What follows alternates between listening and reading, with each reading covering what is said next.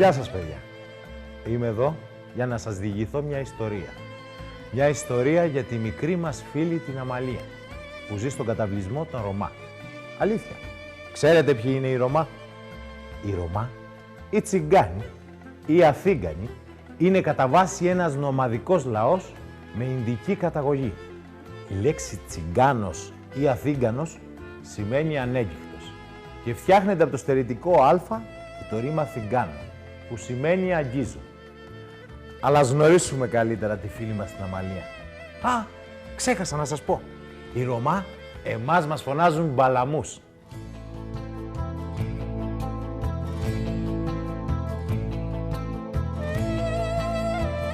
Η Αμαλία, λοιπόν, γεννήθηκε, ζει και μεγαλώνει μαζί με την οικογένειά της στον καταβλισμό των Ρωμά.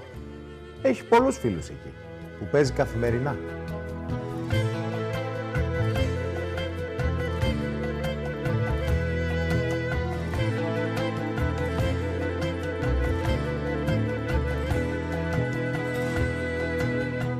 Σε λίγες μέρες από σήμερα, η Αμαλία έχει τα γενέθλιά της. Γίνεται 11 χρονών. Αποφάσισε λοιπόν να πει στους γονείς της να της οργανώσουν μία γιορτούλα για να καλέσει τους φίλους της. Μαμά, στο Σάββατο θέλω να καλέσω τους φίλους μου τα γενέθλιά μου. Να τους καλέσεις, παιδί μου. Μαμά, θέλω να καλέσω και τους φίλους μου από το σχολείο. Από το σχολείο? Ποιους, τους μπαλαμούς? Ναι, μαμά.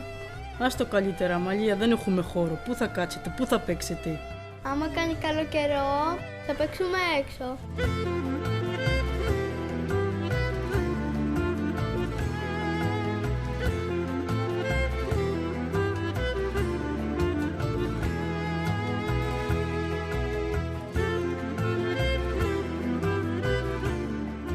Η κόρη σου το Σάββατο έχει τα γενέθλιά της και θέλει να καλέσει τους μπαλαμούς το σχολείο.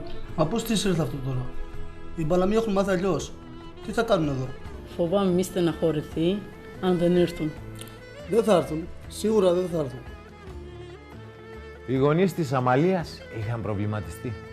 Ήξεραν ότι οι μπαλαμοί πολύ δύσκολα θα άφηναν τα παιδιά τους να πάνε στον καταβλισμό. Απ' την άλλη, η Αμαλία γεμάτη χαρά άρχισε να καλεί τους φίλους της.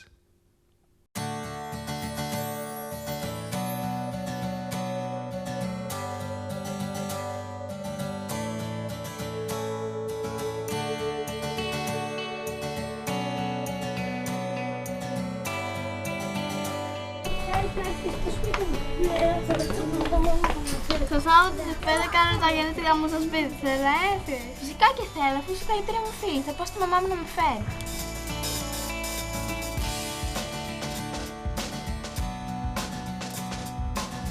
Θα περάσουμε ωραία? Εντάξει, τα λέμε το Σάββατο. Έτσι, η Αμαλία κάλεσε τους φίλους της στα γενέθλιά της. Όσο όμως προβληματισμένοι ήταν οι γονείς της για αυτή την πρόσκληση, άλλο τόσο και ακόμα περισσότερο ήταν οι γονείς των φίλων της Αμαλίας. Μπαμπά, το Σάββατο με κάλεσε η Αμαλία στη γενέθλιά της. Θέλω να πάω. Πού να πας, στον καταβλισμό? Είναι στο καταβλισμό αφού εκεί μένει. Καλά, θα το σκεφτώ. Δεν είναι και πολύ καθαρά εκεί. Τουαλέτες έχουν? Θα έχουν. Είναι δυνατόν να μην έχουν? Τουαλέτες μπορεί να έχουν. Σπίτια κανονικά έχουν. Ρεύμα έχουν. Δεν ξέρω αν έχουν ρεύμα. Εγώ δεν θέλω να πάω. Η Αμαλία είναι η καλύτερη μου φίλη. Θα δούμε. Εκεί πάνω στα παιδιά είναι πολύ ζωηρά. Ναι, ενώ τα παιδιά των φίλων μας είναι καθόλου ζωηρά. Πες και εσύ, ρε μπαμπά. Από ό,τι είδαμε, οι γονείς των φίλων της Αμαλίας δεν ήταν πολύ θετικοί. Και το Σάββατο έφτασε. Στολίσαμε και τελειώσαμε στην ώρα μας, να και η πρώτη.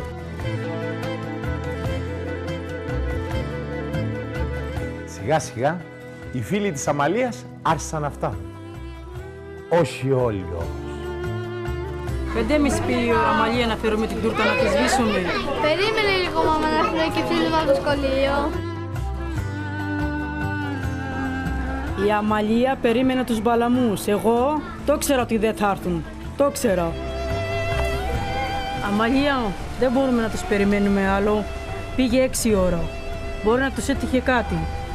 Σε όλους. Σε όλους, παιδί μου.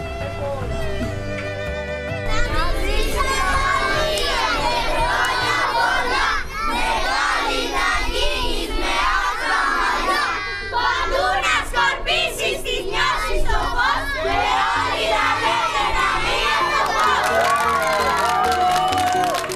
Τελικά, έστω και αργά, οι Μπαλαμοί πήγαν. Και όχι μόνο πήγαν, αλλά πέρασαν και πολύ όμορφα.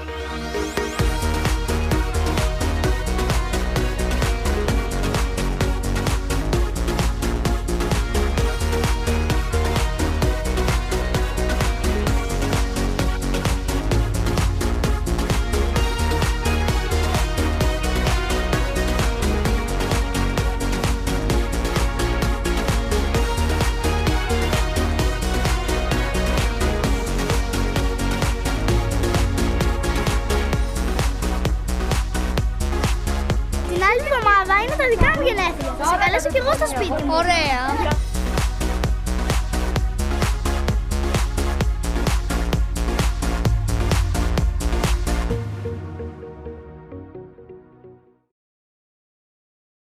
Εδώ τελειώνει και η μικρή μας ιστορία. Θέλω να σας αφήσω με ένα στίχο γραμμένο για τους Ρωμά. Έχουν ρίζα τους αιώνες και τον έβαινο γενιά.